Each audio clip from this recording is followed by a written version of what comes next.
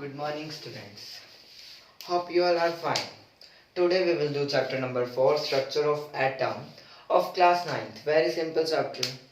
बच्चे कहते हैं कि इसमें बहुत ज़्यादा हमें प्रॉब्लम आती है. मैं मानता हूँ जब मैं अपने टाइम में था मेरे को भी बहुत प्रॉब्लम आती थी इस चैप्टर को पढ़ने में, बट कुछ नहीं, मैंने एक बार पढ़ा, दूसरी बार पढ़ा, जब तीसरी बार पढ़ने लगा तो मेरे को ये चैप्टर बहुत आसान लगने लगा, जिससे मुझे फील हुआ कि हाँ ये चैप्टर बहुत आसान है. तो बढ़ते हैं चैप्टर की एक्सप्लेनेशन की तरफ. ठीक है. Structure of atom. Structure of atom से आपको क्या समझ आ रहा है कि एटम, ये एक एटम है, इसका स्ट्रक्चर क्या है कि ये कैसे, मतलब ये इसके अंदर क्या है. ठीक है.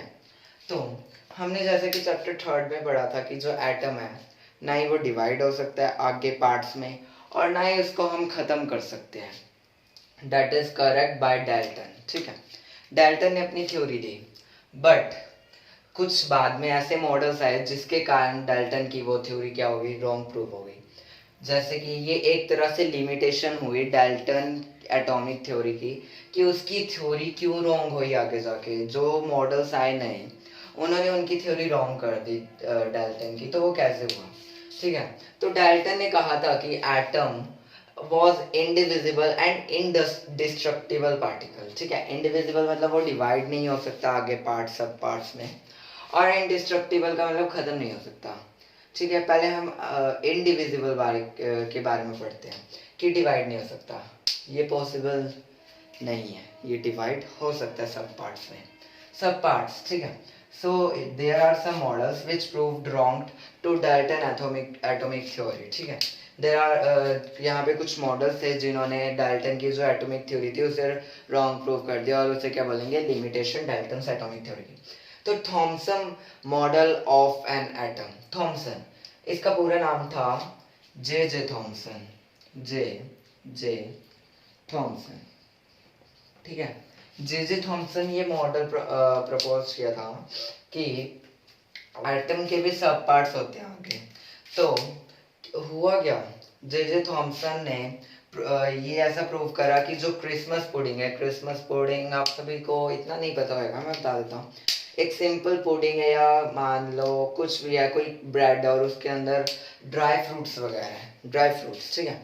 तो जो वो ड्राई फ्रूट्स है उसके अंदर वो इलेक्ट्रॉन्स हैं, और जो उसका सारा ब्रेड वाला पार्ट है, ईटेबल मतलब खाने लायक पार्ट है, वो सारा क्या है, इसका पॉजिटिवली चार्ज यानी कि प्रोटॉन पार्ट है. तो अब ये प्रोटॉन और इलेक्ट्रॉन क्या होते हैं ये भी हम पढ़ते हैं. ठीक है. It propose that model of an atom is similar like Christmas pudding. ठीक है. वही बात आ गई. और ये वाटरमेलन की तरह भी दिखता है. वाटरमेलन की तरह कैसे, जो वाटरमेलन का सीड्स होते हैं ब्लैक कलर के, वो हो गए इलेक्ट्रॉन. ठीक है. और मान लो ये वाटरमेलन है, ये उसके सीड्स हैं, ये हो गए इलेक्ट्रॉन. और जो इसका रेड एडिबल पार्ट है, खाने लायक पार्ट है, जो ये है जैसे खाली स्पेस है, ये रेड एडिबल पार्ट है, तो ये क्या हो गए, प्रोटॉन्स. ठीक है. So what is proton, electron and neutron. These all are sub parts. ये सारे सब पार्ट्स हैं एटम के. प्रोटॉन होते हैं positively charge, positively charge, yes this is positively charge. और इलेक्ट्रॉन होते हैं नेगेटिवली चार्ज, और जो न्यूट्रॉन होते हैं उनके ऊपर कोई चार्ज नहीं होता. ठीक है. अब मैं आपको बताता हूँ कि एटम कैसा होता है. ये एटम है. ठीक है. Very simple. ये इसके अंदर ये जो डॉट्स हैं ये इसके अंदर है इलेक्ट्रॉन्स. इलेक्ट्रॉन्स क्या होते हैं, नेगेटिवली चार्ज, और बाकी सारा प्रोटॉन्स. तो आपने सोचा कि मतलब ये जो इलेक्ट्रॉन्स हैं और ये प्रोटॉन्स है, ये इकट्ठे बाइंड कैसे हो रखे, क्योंकि इलेक्ट्रॉन्स जो है वो नेगेटिवली चार्ज है. ठीक है. और जो प्रोटॉन्स है वो पॉजिटिवली चार्ज है. तो अगर हम देखा जाए, अगर माइनस और प्लस को पास लेके आएंगे तो उनकी क्या हो जाएगी, स्ट्रॉन्ग, मतलब जो उनके अंदर बॉन्डिंग होगी, बॉन्डिंग तो हाई लेवल हो गया थोड़ा, मतलब जो उनका बाइंडिंग फोर्स होएगा, जो वो उसे बाइंड करके रखेगा एक एटम की तरह, तो वो हो जाएगा स्ट्रक्चर ऑफ एटम. और माइनस प्लस यहाँ पे इसलिए है, ये है इलेक्ट्रॉन और ये है प्रोटॉन. तो ये आपस में एक दूसरे को इतनी मतलब स्ट्रांगली अट्रैक्ट करके रखेगा कि मतलब एटम को इनडिस्ट्रक्टिबल करना बहुत मुश्किल हो जाएगा. ठीक है. तो ये था जे Thomson model of an atom. इसमें इसकी थ्योरी है डाल्टन्स एटॉमिक थ्योरी, वो रॉन्ग प्रूव हो जाती है क्योंकि इसके सब पार्ट्स भी होते हैं। सब पार्ट्स कौन कौन से होते हैं? Proton, electron, neutron. प्रोटॉन होते हैं पॉजिटिवली चार्ज, इलेक्ट्रॉन होते हैं negatively charge and neutron no charge. अगर आप इसके नोट्स बनाना चाहते हो तो एक बार मैं इसको रीड कर देता हूँ, आप साथ में लिख लेना। As we learned in chapter 3 that atom was indivisible and indestructible. ठीक है, so there are some models which proved wrong to Dalton's atomic theory. तो so आता है Thomson model of an atom. It proposed that model of an atom is similar like Christmas pudding and watermelon. In Christmas pudding, dry fruits were like electrons and other bread part which was edible, that is protons. And in watermelon, edible part is proton and seeds are electron. So, what are electrons and protons? These are subparts of atom. Protons are positively charged, electrons are negatively charged, and neutron have no charge. This is the this is the diagram of J.J. Thomson model, and the force which bind, जो force bind करके रखती है इन्हें, that is attracting force भी कह सकते हैं हम उसे। तो अब नेक्स्ट मॉडल आता है जे थॉमसन के बाद आता है Rutherford model, that is also very simple. तो रदरफोर्ड मॉडल की तरफ बढ़ते हैं। सो जैसा कि मैंने आपको बताया, बढ़ते हैं अपने Rutherford model of an atom की तरफ। तो अब Rutherford model of an atom जो था, उसने जो जे थॉमसन मॉडल था उसको रॉन्ग प्रूव कर दिया। कैसे? अब मैं बताता हूँ। अल्फा पार्टिकल्स आपने सुना होगा, अल्फा बीटा गामा, ऐसा कुछ रिलेटेड सुना होगा, सिर्फ सुना होगा, आपके पास ऐसा कुछ आया नहीं होगा। तो आपको मैं बता देता हूँ, अल्फा पार्टिकल्स बहुत मतलब फास्टली मूव करते हैं पार्टिकल्स। तो उसने अल्फा पार्टिकल्स लिए या फिर अल्फा पार्टिकल की रेज ली, ठीक है, और एक थिन शीट, ये पतली सी शीट ली उसने, एक गोल्ड फॉयल की thin sheet of gold foil, ठीक है। उसने क्या करा, उसने ये जो अल्फा रेस थी उसने गोल्ड फॉयल पे करी, मतलब गोल्ड फॉयल से पास करवाने की कोशिश करी। तो जो अल्फा पार्टिकल्स थे वो ना डबली चार्ज, मतलब डबल चार्ज हीलियम आयंस थे।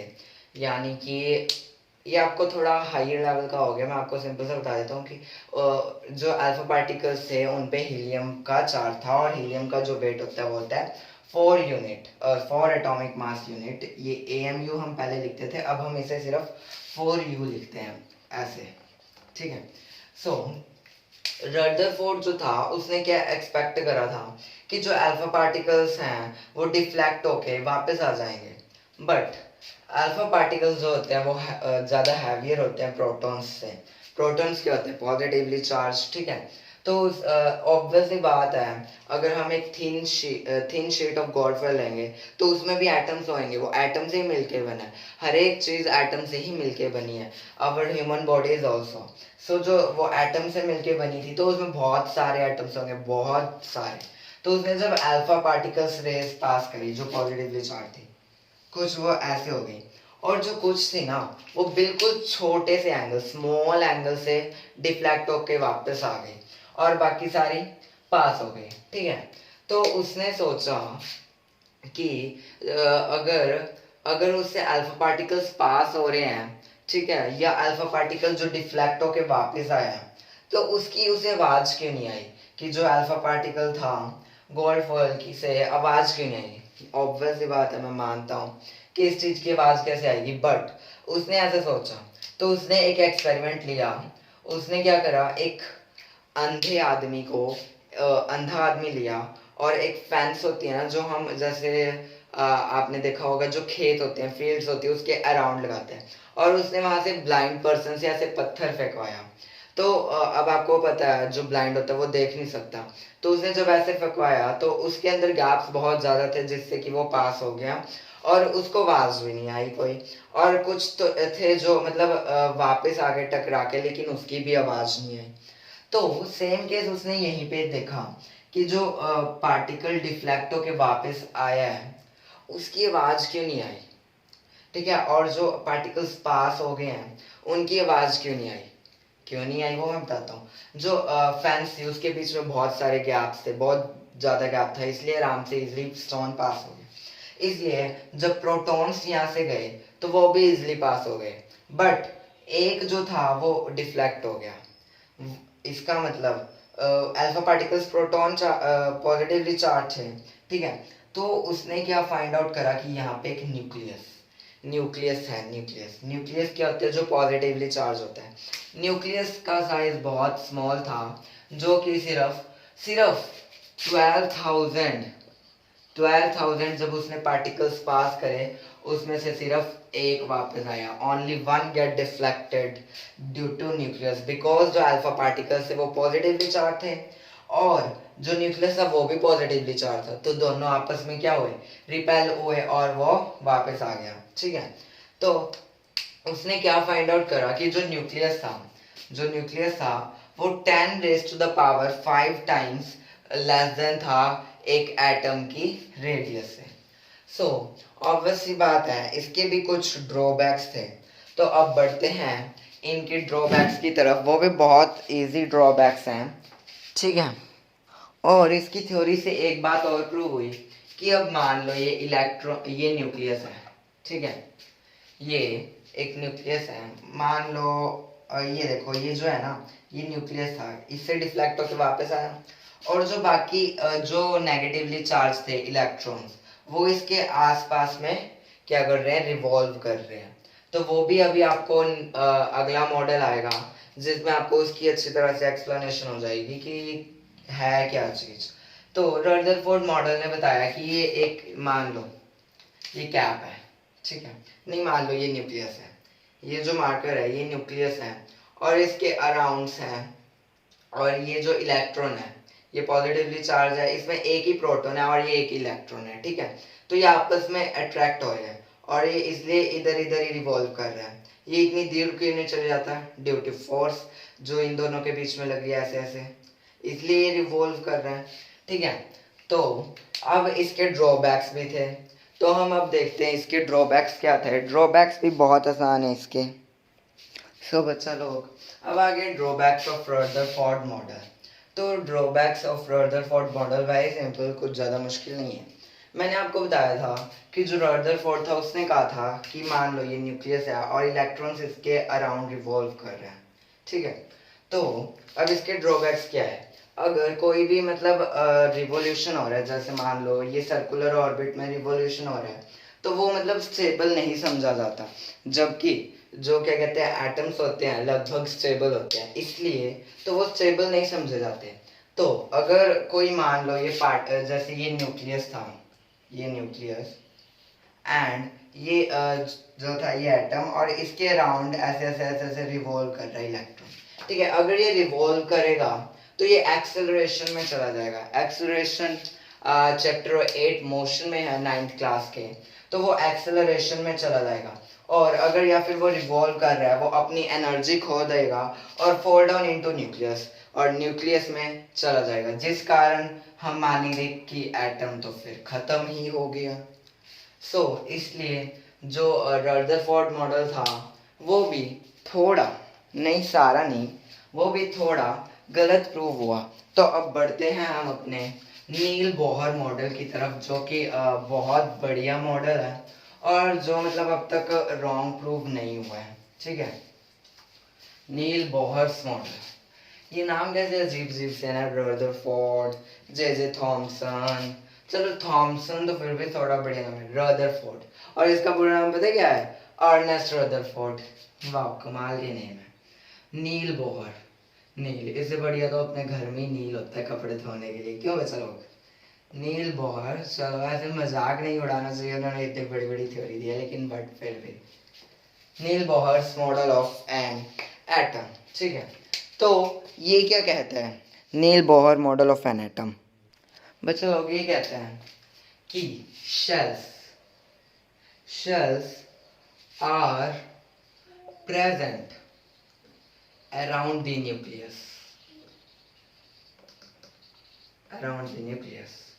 ये शेल क्या चीज है? ये शेल? अब मैं बताता हूँ। दिस इज, ये है न्यूक्लियस, ये इसके अराउंड शेल है, 1 shell, 2 shell and this is 3 shell, और एंड 1 मोर होता है, 4, बहुत सारे शेल्स होते हैं ऐसे करके। ये है न्यूक्लियस शेल को हम एन से डोनेट करते तो एन इज इक्वल टू 1, मतलब first shell, n is equal to 2, n is equal to 3, अगर ये एक और बना लेते हैं हम इमेजिनरी ऐसे ही, n इज इक्वल टू 4। ठीक है, तो ये एटम का स्ट्रक्चर है। अब पहुंचते पहुंचते जे थॉमसन गलत प्रूव हुआ और अर्नेस्ट रदरफोर्ड गलत प्रूव हुआ।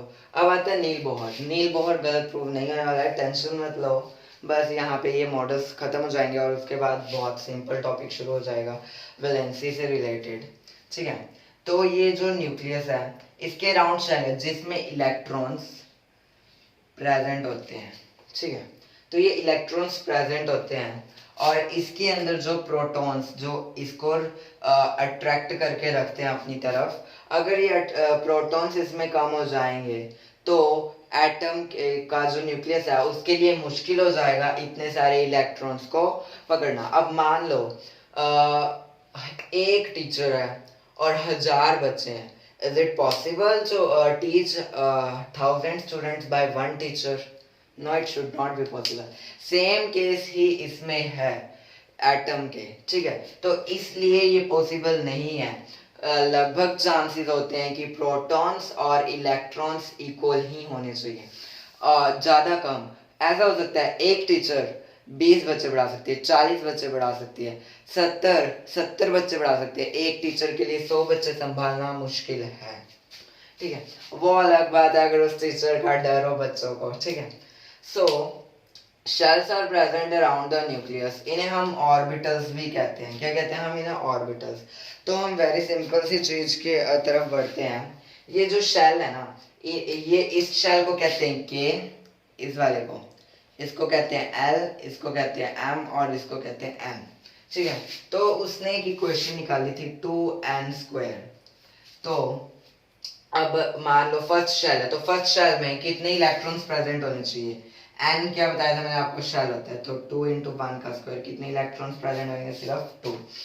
अब सेकंड शेल है 2 का स्क्वायर, 2 2 जा 4 2 जा 8, 2 का स्क्वायर 3, 3 2 9 2 जा 18। बट देखने वाली बात क्या है, इसमें 18 प्रेजेंट नहीं होंगे, इसमें 8 ही होंगे।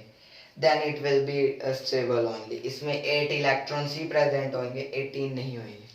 बाकी जब आप +1 में पहुंचते हैं तो आपके पास दूसरी मतलब कुछ क्वांटम्स नंबर आ जाते हैं जो कि थोड़ा मतलब बड़े क्लासेस का कंसेप्ट है, और उसमें ये वाली इलेक्ट्रॉनिक कॉन्फ़िगरेशन खत्म हो जाती है। अभी इलेक्ट्रॉनिक कॉन्फ़िगरेशन भी बताता हूँ क्या होता है। ठीक है, तो इसमें 18 प्रेजेंट नहीं होंगे, तो कॉन्फ़िगरेशन क्या होगी कि LM में 2 8 8। ठीक है, सो अब बढ़ते हैं, कुछ क्वेश्चंस गिवन है वो सॉल्व कर लेते हैं। ठीक है, so first question is related to our J Thomson model. J Thomson model, on the basis of Thomson's model of an atom, explain the how atom is neutral as a whole। हम J Thomson के हिसाब से कैसे कह सकते हैं जो पूरा एटम है वो न्यूट्रल है? कैसे? अब देखो, उसने कुछ न्यूक्लियस वगैरह प्रपोज नहीं, न्यूक्लियस वगैरह कुछ इंट्रोड्यूस नहीं करा था, तो हम उसी के कंसेप्ट से चलते। This is electron. ठीक है, अगर इलेक्ट्रॉन्स और प्रोटॉन्स आपस में मिल जाएंगे then it will be neutral. ठीक है, very simple. So next question की तरफ बढ़ते हैं। ठीक है, on the basis of Rutherford model. ठीक है, Rutherford model of an atom, which subatomic particle is present in the nucleus of an atom? Very simple, subatomic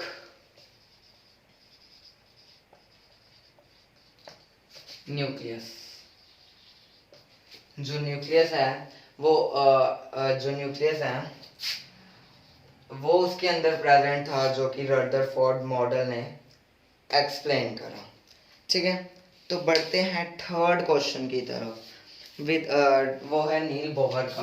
very simple, उसने क्या कहा कि draw sketch of, this is a nucleus, circle nucleus, first shell, second shell, third shell, I think तुमने 3 shells बोले हैं। हाँ, 3 shells. तो ये 4 वाला शेल मैंने बना दिया वैसे। दिस इज के, L, M and N. So this is the diagram. तो इन्होंने बोला था कि मतलब कैरेक्टर स्केच ड्रॉ करें, मतलब वो बनाए, स्केच बनाए एक स्ट्रक्चर ऑफ एटम का जो कि नील बोहर के हिसाब से हैं. तो वो हम कैसे बनाएंगे? Very simple. हाँ, सो बच्चा लोग, this is the structure of atom which was made by Niels Bohr. ठीक है. सो बढ़ते हैं अपने नेक्स्ट क्वेश्चन की तरफ. नेक्स्ट क्वेश्चन देख लेते हैं क्या एक बार. What do you think would be the observation if the alpha particle scattering experiment is carried out using a foil of metal other than gold? Yes, अगर other than gold देखा जाए तो उसने जो thin sheet ली थी gold foil की, that is 24 carat gold, that is so pure and बहुत ज़्यादा soft होती है, जिस कारण जो थे alpha particles उसके मतलब आर पार हो पाए, उसके मतलब आर पार हो गए, जिस जो अल्फा पार्टिकल्स थे वो उससे पास हो गए. तो अगर हम अदर कोई शीट लेते तो then it will not be possible, because alpha जो thin sheet gold of oil थी that is very very thin. I think 0.0 कुछ एम की थी जो वो शीट थी, और इसलिए उससे जो थे अल्फा पार्टिकल्स थे पॉजिटिवली चार्ज, वो उसके पास हो पाए. ठीक है. और अगला टॉपिक है neutron. Neutron is very simple. Neutron Chadwick ने इसको 1932 में डिस्कवर किया था, जे चैडविक ने. बस इसके लिए इतना ही काफ़ी है. तो अब बढ़ते हैं हम अपने नेक्स्ट टॉपिक की तरफ, that is how are electron distributed in different orbitals. वो मैं आपको पहले ही बता चुका हूँ. इसमें वो ये होगा 2n वाला, 2n स्क्वायर वाला. ठीक है. तो अब मैं आपको बता देता हूँ, यहाँ पे हमारा जो है मेन पीरियोडिक टेबल का खेल आता है. सबसे पहले हम पीरियोडिक टेबल से पहले हम वो कर लेते हैं valency. This is combining capacity of an atom. Combining capacity of an atom. It means, इसका मतलब क्या है कि जो एटम है उसे स्टेबल होने के लिए कितने इलेक्ट्रॉन्स लूज या गेन करने पड़ेंगे. ठीक है. तो हम फटाफट इसका एक बार वो बना लेते हैं टेबल. फटाफट टेबल बना लेते हैं. Let's do it fast. Atomic number के हिसाब से. एटॉमिक नंबर 1 2 3 4 5 6 7 8 9 10 11 13 20 आपके लिए सफिशिएंट. आपकी बुक में 18 तक दे रखे, मैं आपको 20 तक करवा दूंगा. 19 20. ठीक है. एटॉमिक नंबर जो फर्स्ट ये है नेम ऑफ एलिमेंट्स. ठीक है. Name of elements. फर्स्ट क्या है? हाइड्रोजन. ठीक है. Next is helium. Next is lithium, then beryllium, then boron, then carbon, then nitrogen, फिर उसके बाद oxygen, fluorine, neon, then sodium, magnesium, aluminium, silicon, phosphorus, sulphur. फटाफट कर लेते हैं. सल्फर, क्लोरीन का 17, आर्गन, पोटेशियम, कैल्शियम. ठीक है. तो मैं इसके सिंबल्स भी बता देता हूँ. He, Li, Be, CnO, F and Na.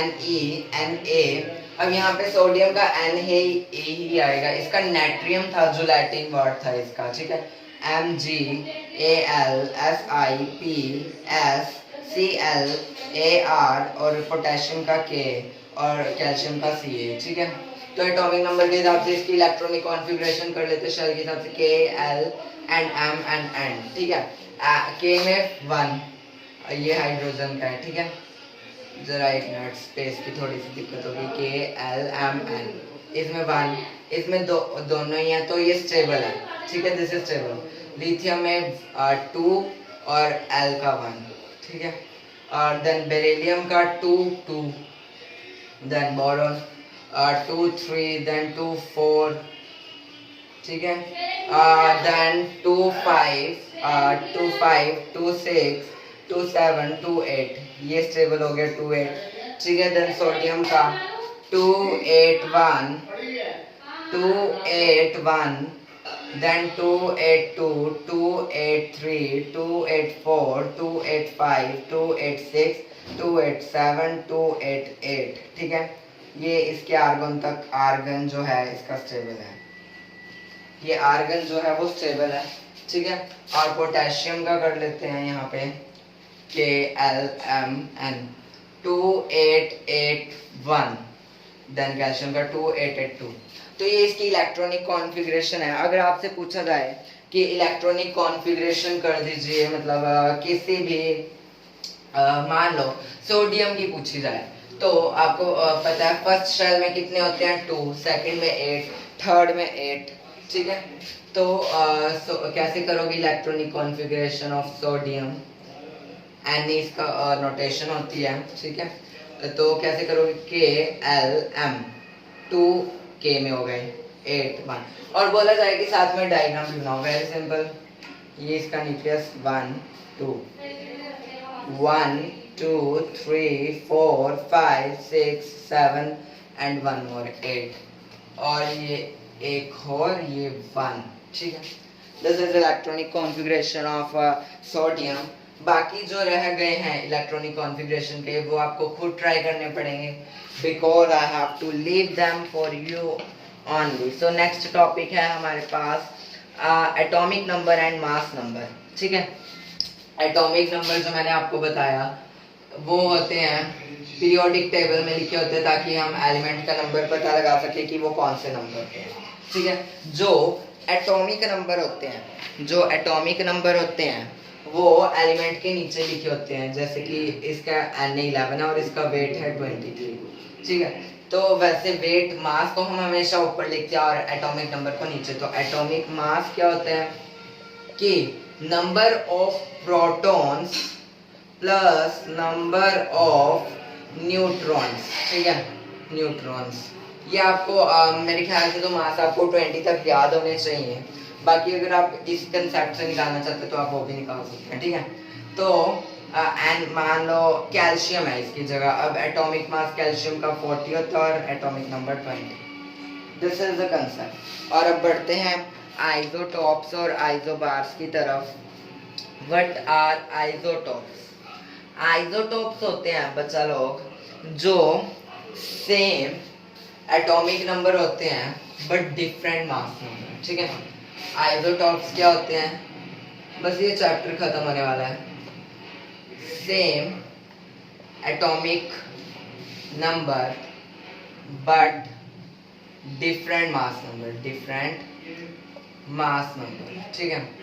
अब हाइड्रोजन का एग्जांपल ले लेते हैं 1 1 1 2 3 1। हाइड्रोजन के ये 3 होते हैं, ठीक है।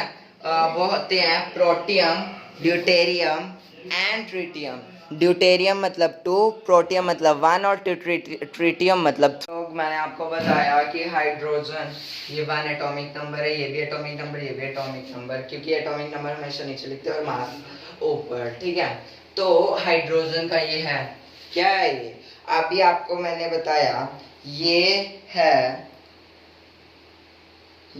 Protium, this is called protium and this is deuterium, और ये है ट्रिटियम, ठीक है। इसमें अब डिफरेंट मास नंबर है और बट सेम एटॉमिक नंबर है, ठीक है बच्चा लोग। सो ये जो है ये होते हैं आइसोटॉप्स। अब बढ़ते हैं आइसोबार्स की तरफ, ठीक है। Isobars same atomic mass but different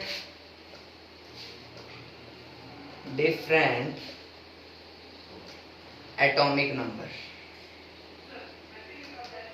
तो अब हम इसके एग्जांपल लेते हैं। आइसोबार्स में हम ले सकते हैं आर्गन और कैल्शियम का एग्जांपल, ठीक है। आर्गन का वेट भी 40 बट इसका एटॉमिक नंबर 80, कैल्शियम का वेट भी 40 बट इसका 80, ठीक है। So these are isobars. एक बार एप्लीकेशन कर लेते हैं हम आइसोटॉप्स की। आइसोटॉप्स एक आइसोटॉप का नाम बताता हूँ मैं आपको, उसका नाम है uranium. Uranium, this is used as a fuel in nuclear किसमें, न्यूक्लियर रिएक्टर्स कह सकते हैं हम। हाँ, ये जो है यूरेनियम, ये यूज होता है एक फ्यूल के टाइप में न्यूक्लियर रिएक्टर्स में। किसमें? न्यूक्लियर रिएक्टर्स में, ठीक है। तो आइसोटॉप्स के और भी यूजेस होते हैं। एक कोबाल्ट होता है, कोबाल्ट, वो बहुत काम आता है ट्रीटमेंट ऑफ कैंसर में। अब वो मुझे नहीं पता कैसे आता है, बच्चा लोग, क्योंकि मैं तो केमिस्ट्री और मतलब फिजिक्स ही जानता हूँ। इतनी मेरे को बायोलॉजी नहीं आती, और I am not a doctor, जिस कारण मेरे को पता हो कि कैंसर का ट्रीटमेंट कोबाल्ट से कैसे होता है। So this cobalt has to answer in treatment of cancer, ठीक है। So एक आयोडीन होता है, आयोडीन आपने सुना होगा, एक गले की बीमारी, ये जो गला होता है यहाँ पे एक ऐसे गोइटर से निकल जाता है, गोइटर कहते हैं उसे, उसके ट्रीटमेंट में भी काम आता है। So our chapter is over now, जो हमारा चैप्टर है वो खत्म हो चुका है। So thank you guys, please subscribe my channel and like on my video and comment too, and please share it as much as you can. So thank you guys and have a nice day.